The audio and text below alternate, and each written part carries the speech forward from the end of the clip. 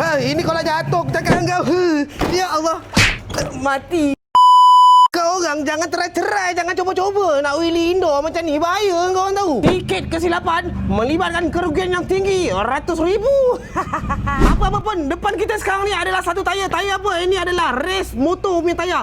Motor-motor lomba punya tayar. Kau tahu, mereka gambar tayar ni kita dah guna. Kau tengok dia punya material dia, manggalu tu macam kertas pasir, getah dia ni. Kau tengok ni sebab apa macam ni? Sebab apa dia kasau? Apa ni? Macam getah pasir ni sebabnya getah dia lembut. Bila dia makan dekat jalan tu sisik getah dia, saudara. Kau tahu berapa harga dia nak dapatkan tayar material macam ni? Depan belakang lebih kurang, senang kata kalau harga biasa RM1,900 lebih hingga ke RM2,000 lebih. Kau tu depan belakang. Ni kau tengok lagi satu tayar dia.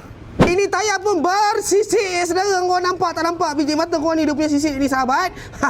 Ini merupakan getah dia adalah getah-getah yang lembut, getah-getah yang baik. Dan ini adalah tayar yang digunakan secara harian. Tayar memang dicipta untuk penggunaan harian, tayar hari-hari. Tayar ni bahagian tepi merupakan soft compound, bahagian tengah merupakan medium compound, manakala sebelah sini pun soft compound, didampingkan sekali dengan side wall yang keras. Kalau bocor masih boleh berjalan. Ini depan belakang RM2,000 ke RM1,000 lebih. Ini sebiji bawah RM100. Tayar hari-hari kau pergi tekan tengok tu berapa harga. Kau dapat tu ada yang RM70, ada yang RM60 lebih ringgit. Pandai-pandai korang lah. Tengok rezeki korang macam mana punya murah dapat tu.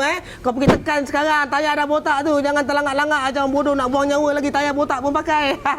Ini kita tayar contoh.